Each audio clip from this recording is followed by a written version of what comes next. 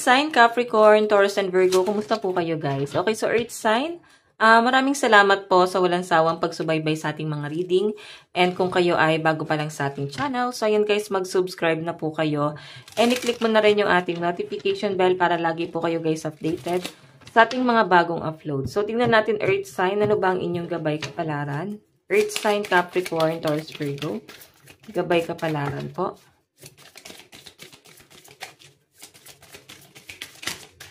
So guys, meron tayong Ace of Swords, new ideas, breakthrough, realizing the truth. So I think yung iba sa inyo, nagigising kayo sa katotohanan. Nare-realize mo na parang may mali. Okay? So nakikita ko sa inyo, Earth sign, na maaaring ngayong araw, nagkakaroon ka ng mga bagong idea, na parang kailangan mong mabago sa cycle mo. Okay? Yung mga idea na to guys, maaaring makakatulong sa inyong hanap buhay, sa pang-araw-araw, sa everyday routine, pwedeng sa relationship or sa career.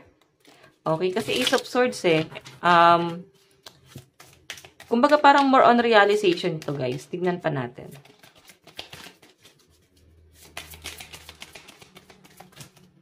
Okay, ang dami ng card. Meron po tayong intuition, dreams, illusion, the moon. So, I think yung iba sa inyo, doubt ka sa nararamdaman mo, no? May mga gusto kang gawin na para bang hindi mo kayang gawin kasi nagdududa ka sa kakayahan mo, parang feeling mo hindi mo pa kaya. Ayan, no? So, ang sinasabi rito, guys, nababalot ka kasi sa isang illusion. Sinasabi nga rito na kaya mo naman to. Ang problema lang, guys, ngayon nadadown ka. As in, down yung energy mo. Or maaring merong involved sa'yo na isang tao na merong depression na parang kailangan mo guys sagipin. May binabalikan ka sa nakaraan. So, sa pinapakita rin sa akin dito guys, kung ikaw naman to, maaring meron kang gustong simulan or meron kang gustong gawin, moving forward ka, ang problema lang guys, masyado mong dinadown yung sarili mo na parang di mo kaya, parang kailangan mo ng tulong ng iba, kailangan mo ng masasandalan. So guys, hindi Ang kailangan mo lang dito, parang magkaroon nga ng realization. Ayan, oh. Okay? Isipin mong mabuti, ano ba yung kaya mong gawin? Pwede natatakot kasi yung iba sa inyo Earth sign na baka pagdating ng araw, okay, baka pagdating ng araw, mag-fail ka sa mga mission na gagawin mo sa buhay mo. Okay? So, tignan pa natin. May nakikita rin akong tulong na paparating or pwedeng meron kang tutulungan. Meron po tayong 6 of Coins. So, ayun, no, kagaya na sabi ko kanina, meron kang tutulungan. Maaaring may tatawag sa inyo, pwedeng hihingi ng kahit konting tulong, or pwedeng sa family. So, may nakikita rin ako, guys, changes pagdating sa daloy ng pera mo. Maaaring meron kang naiisip dito na magiging dahilan para ang inyong daloy ng pera malilimitahan na. Kumbaga, yung mga sinusuportahan mo, Earth sign is malilimitahan na yung pagsusuporta mo sa kanila. Kasi, pwedeng meron na silang trabaho, makakatulong na sila sa inyo Earth sign. Or pwedeng, kung may anak ka doon sa, for example, sa ibang bansa ka, okay, may anak kang naiwan dito sa Pilipinas, baka kukunin mo na kasi. Kaya makakabawas ka na sa susuportahan mo. Kasi kukunin mo na yung anak mo, wala nang parang suportahan dito sa Pilipinas kasi ilalaan mo na sa anak mo. Okay? So, tignan pa natin last card. Meron tayong the sun. So, ito guys, success, optimism, and openness. So, maaaring yung iba sa inyo, ito nga sabi ko dito, may new idea. So, I think may bago kang naiisip, pwedeng business na gusto mong simulan in the near future. May nakikita rin ako dito na maaaring may inaantay ka na tutulong sa inyo pagdating sa inyong kaperahan. So, siya lang guys yung parang inaasahan mo sa ngayon sa pinapakita sa akin. And na sinasabi nga rito, Earth sign, parang kailangan mong ma-realize na huwag kang umasa lang sa kanya. Kasi ito nga sinasabi rito, intuition, dreams, illusion. Kaya mo naman daw yung sarili mo. Ang problema lang guys, napapangunahan ka ng para bang kaba or para bang minamalit yung sarili mo. Okay? So, tignan natin guys.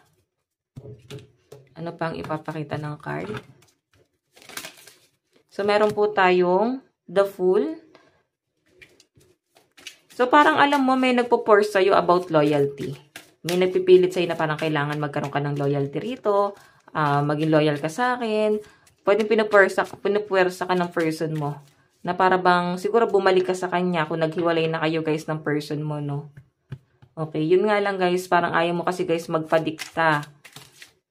Meron po tayong, okay, meron tayong Four of Pentacles. So, yung iba dito guys, na nakikita ko, mag-iipon or para bang pahalagahan mo yung source of income mo. For example, yung inyong hanap buhay, career, or pwedeng business, mamahalin mo pa siya guys, okay? Kahit hindi ganun kalaki yung kita, parang, pasensya na sa mga sasakyan, parang okay lang, at least meron ka pang hugutan sa pang-araw-araw.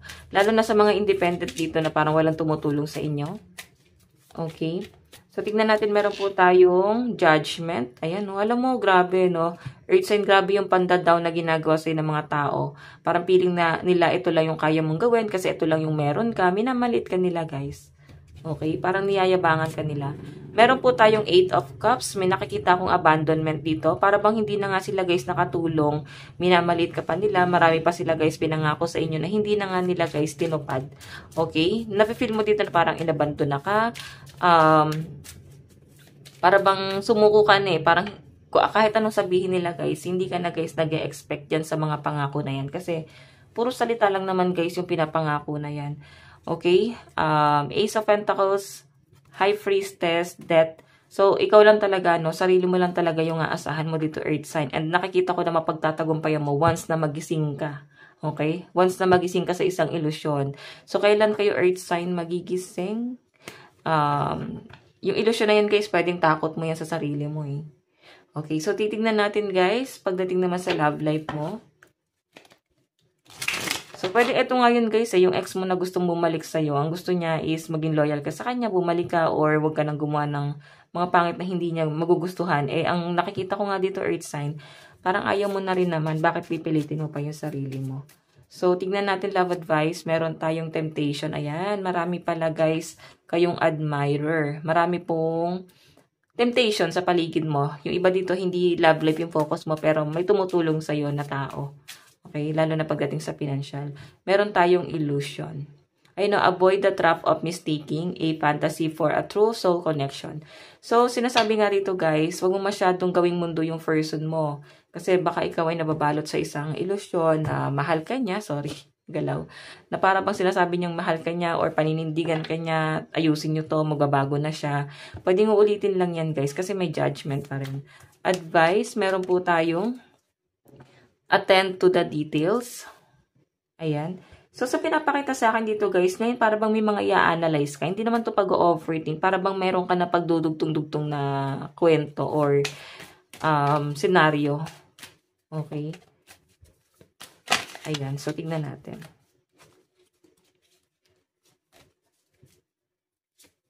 Meron po tayong focus on the positive. So, guys, think positive lang, no? I-disregard na natin yung mga negative energy sa paligid natin, lalo na kung hindi naman, guys, makakatulong na sa inyo. Focus ka lang sa positibo, Earth sign. Okay? Think positive lang para ito lang ang inyong ma-absorb or ito lang yung dating sa buhay nyo. Yung iba dito, guys, maring meron ka mga bagong libangan. Okay, sobrang nalilibang ka, siguro nahihilig ka sa movie, or pwedeng party, or pwedeng bagay na makakapagpaligaya sa inyo, Earth sign. Okay? So, Earth sign, ito lang naman po ang inyong reading. Hanggang sa muli, God bless and love you all. Bye-bye po!